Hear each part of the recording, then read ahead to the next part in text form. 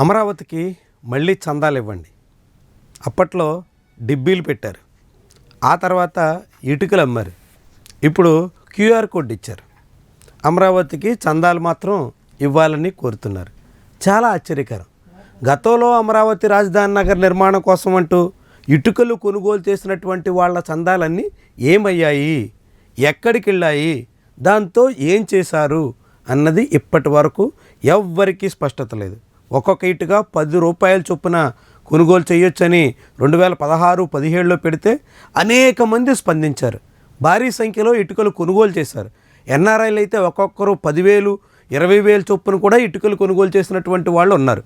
ఇటుకల పేరుతో రాష్ట్ర ప్రభుత్వానికి డబ్బులు జమ చేశారు. డబ్బులు జమ చేసినందుకు గాను వాళ్ళకి రసీదులు అయితే చేరాయి. కానీ ఆ డబ్బులు ఏమయ్యాయి? చందాల రూపంలో వసూలు చేసిన మొత్తాన్ని ఎక్కడ ఖర్చు చేశారు, దేనికోసం వెచ్చించారు, ఏ మాత్రం స్పష్టత లేదు. ఆ తర్వాత అమరావతి రాజధాని నగర నిర్మాణం కోసం అంటూ ఇప్పుడు క్యూఆర్ కోడ్ పెట్టి చందాలు వసూలు చేసే ప్రయత్నం చేస్తున్నారు.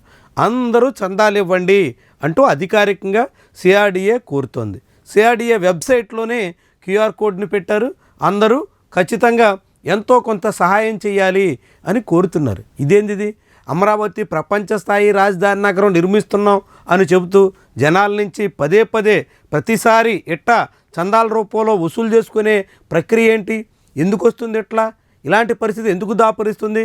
ఒకవైపేమో సెల్ఫ్ సస్టైన్డ్ ప్రాజెక్ట్ అని చెప్తున్నారు, రెండో వైపేమో సెల్ఫ్ ఫైనాన్స్డ్ కాబట్టి ఎటువంటి భారం ఎవరి మీద ఉండదు అంటున్నారు. ఇంకొక వైపు భారీగా కేంద్ర ప్రభుత్వం సహకరిస్తుంది. వరల్డ్ బ్యాంక్, ఏడీబీ ఫండ్స్ వచ్చాయి. ఇతర అనేక రూపాల్లో నిర్మాణాలు జరగబోతున్నాయి.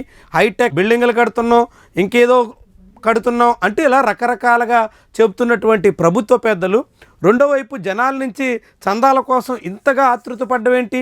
ప్రజల చందాలతోనే రాజధాని నగరం నిర్మిస్తామన్నట్టుగా ఇట్లాంటి రీతిలో మార్చేయడం ఏంటి? ఈ ప్రశ్నలు ఇప్పుడు పెద్ద స్థాయిలో వినిపిస్తున్నాయి. అయినా ప్రభుత్వం మాత్రం చందాల వసూళ్ల ప్రక్రియకి శ్రీకారం చుట్టేసింది.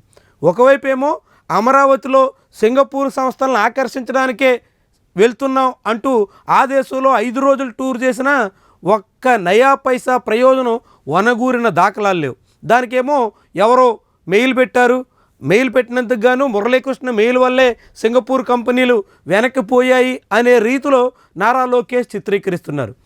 చంద్రబాబు నాయుడు, నారా లోకేష్ లాంటి వాళ్ళు సింగపూర్ వెళ్తే స్పందించని ప్రభుత్వాలు ఎవరో ఊరు పేరు లేనటువంటి వాళ్ళు పంపించిన మెయిల్కే వెనక్కిపోయారంటే అమరావతి నగరం మీద ప్రపంచవ్యాప్తంగా వివిధ సంస్థలకి ఎలాంటి నమ్మకం ఉందో స్పష్టంగా తేట తెల్లం చేస్తున్నట్టు కనిపిస్తుంది.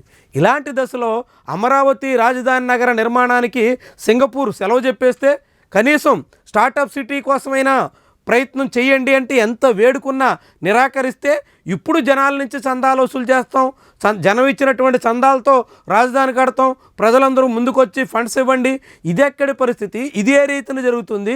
ఇది ఎంతవరకు నెరవేరుతుంది? ఈ లక్ష్యం ఎలా సాధించగలుగుతారు అన్నది చాలా చాలా పెద్ద ప్రశ్నగా మారుతోంది. అమరావతి భౌతవ్యం మీదే జనాల్లో ఆందోళన, అనేక అనుమానాలు, పలు రకాల సందేహాలకి ఆస్కారం ఇస్తుంది. మరి చంద్రబాబు ప్రభుత్వం తెలిసే ఇలాంటి ప్రయత్నాలకు పూనుకుంటుందా, లేకుంటే జనం ఏదైనా సహకరిస్తారు, ఎంత అడిగినా ఇస్తారు, ఎన్ని మార్లు అడిగినా చందాలు ఇస్తారు అనేటువంటి ధోరణితో ఈ చందాల వ్యవహారానికి శ్రీకారం చుడుతుందా అనే ప్రశ్న ఉదయిస్తోంది.